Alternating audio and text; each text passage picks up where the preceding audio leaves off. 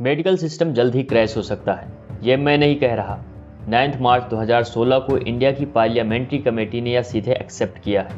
अगर किसी middle class व्यक्ति के घर में किसी को बड़ी बीमारी हो जाए तो वह गरीबी रेखा से नीचे आकर खड़ा हो जाता है। न्यूज़ में पब्लिश्ड एक स्टडी के हिसाब से इंडिया में आप अंदाज़ा लगाओ कितने परसेंटेज सर्जरी फेक की जाती होंगी। लगभग 44% सर्जरी पूरी तरीके से फेक की जाती है। आधी सर्जरी पूरी तरह से फेक होती है, सिर्फ पैसे कमाने के मकसद से की जा रही है। जिस पर तुम भगवान के समान भरोसा रखते हो, वह डॉक्टर आपको उस कंपनी की दवाइयाँ लिखता है जिस पर उसे सबसे ज़्यादा कमीशन मिलता है। भारत जेनरिक दवाइयों के निर्यात में दुनिया का सबसे बड़ा देश है। हम दुनिया भर में सबसे सस्ती कीमत पर जेनरिक दवाइयाँ उपलब्ध कराते हैं और भारत में आपको जेनरिक दवाइयाँ नहीं मिल रही हैं। इससे बड़ा मजाक और क्या हो सकता है। इन सब का कारण सिर्फ और सिर्फ एक है, कारपोरेटाइजेशन ऑफ हॉस्पिटल्स, यानी कि अस्पताल को भी कारपोरेट कंपनी की तरह टारगेट और प्रॉफिट सेंट्रिक बना देना। यह काफ़ी इंटरेस्टिंग रिसर्च पेपर है जिसमें रिसर्चर्स ने महाराष्ट्र के टॉप हॉस्पिटल्स के 43 specialist doctor, senior government x officers और कारपोरेट हॉस्पिटल के मैनेजर्स तक को इंटरव्यू किया, ताकि वो हॉस्पिटल्स में जो कंपनी की तरह टारगेट बेस्ड स्ट्रक्चर चल रहा है उसे पब्लिकली एक्सपोज कर पाएँ। यह रिजल्ट बेहद ही चौंकाने वाले थे। सो सबसे पहले तो सैलरीज की बात करते हैं।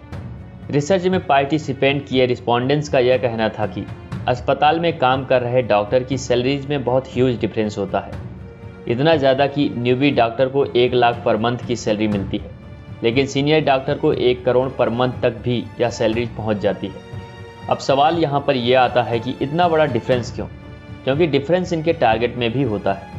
एक सीनियर ऑप्थेल्मोलॉजिस्ट का कहना था कि उन्हें एवरी मंथ 1000 पेशेंट को कैसे भी करके हाई एंड ट्रीटमेंट में कन्वर्ट करना पड़ता है। इसी पर एक और गायनिक रिस्पोंडेंट्स का कहना था कि मंथ एंड में टारगेट का प्रेशर काफ़ी बढ़ जाता है, जिसके लिए उन्हें कैसे भी करके आउट पेशेंट यानी कि ओपीडी पेशेंट को भी बिना मतलब के हॉस्पिटलाइज करना पड़ता है और नतीजा ज़्यादा से ज़्यादा सर्जरीज करके टारगेट पूरे किए जाते हैं, क्योंकि टारगेट यहाँ पर 1000 पेशेंट का है। आप खुद ही सोचो, हर हॉस्पिटल्स में, हर डिपार्टमेंट में, जैसे ऑप्थेल्मोलॉजी ही ले लो, उसमें मिनिमम 5 से 7 डॉक्टर होते हैं और सबको सिमिलर टारगेट दिए जाते हैं। तो जस्ट इमेजिन अस्पताल का प्रॉफिट और लॉस क्या होगा। इस रिसर्च में कई सारे सीनियर डॉक्टर का यह कहना था कि अगर डॉक्टर अपने टारगेट को लगातार 2 महीने तक मिस करता है तो बिल्कुल कारपोरेट कंपनी जैसा ही उसको वर्बल वार्निंग मिल जाएगी या फिर उसको एक मेमो दिया जाएगा और उसके बाद भी अगर टारगेट मीट नहीं होते तो आपको टाटा बाय बाय। आप यहाँ पर देख सकते हो हॉस्पिटल इंडस्ट्री कैसे सर्विस इंडस्ट्री होनी चाहिए थी, जिसमें कस्टमर पेशेंट टॉप प्रायोरिटी होना चाहिए था, बट यहाँ पर प्रॉफिट टॉप प्रायोरिटी हो जा रहा है। और इन टारगेट का ट्रैक भी हॉस्पिटल्स के प्रोफेशनल्स मैनेजर यानी कि MBAs रखते हैं।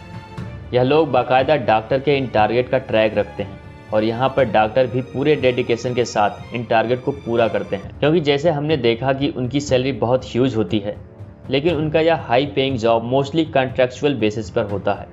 इसलिए उन्हें कॉन्ट्रैक्ट को रिन्यू कराने के लिए और उनका न्यू पे स्केल डिज़ाइन करने के लिए उनके पिछले साल के टारगेट को देखा जाता है, जो इन डॉक्टर को फोर्स कर देता है इलीगल स्कैम तक करने के लिए।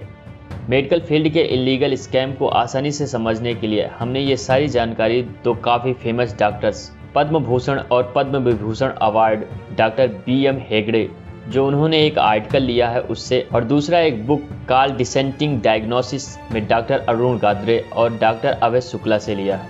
कुछ काम इतना घिनौना है कि इंसानियत भी शर्मा जाए। टाइम्स ऑफ इंडिया ने ऐसे कई सारे केसेस पर एक रिपोर्ट पब्लिश की है, जिसमें डॉक्टर डेड पेशेंट को भी जिंदा बताकर उसका ट्रीटमेंट चालू रखते हैं ताकि ज़्यादा से ज़्यादा पैसे बनाए जा सकें, और फिर अंत में जाकर सच्चाई पब्लिक करते हैं। पब्लिश्ड एक केस में अस्पताल ने पेरेंट्स को बिना बताए उसके 14 साल के ब्रांडेड बच्चे को 1 महीने तक वेंटिलेटर पर रखा। 1 महीने तक जो बच्चा मर चुका था उसे जिंदा बताया गया और वेंटिलेटर पर रखकर खर्चा जनरेट किया गया। बाद में हॉस्पिटल्स गिल्टी प्रूफ भी हुआ और उसकी फैमिली को 5 लाख रुपए कंपनसेशन के रूप में दिए गए।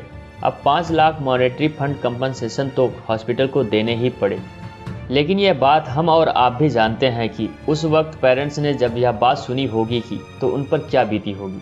ऐसे अनगिनत केसेस हैं जिसमें पेशेंट को सिर्फ और सिर्फ लूटा जाता है।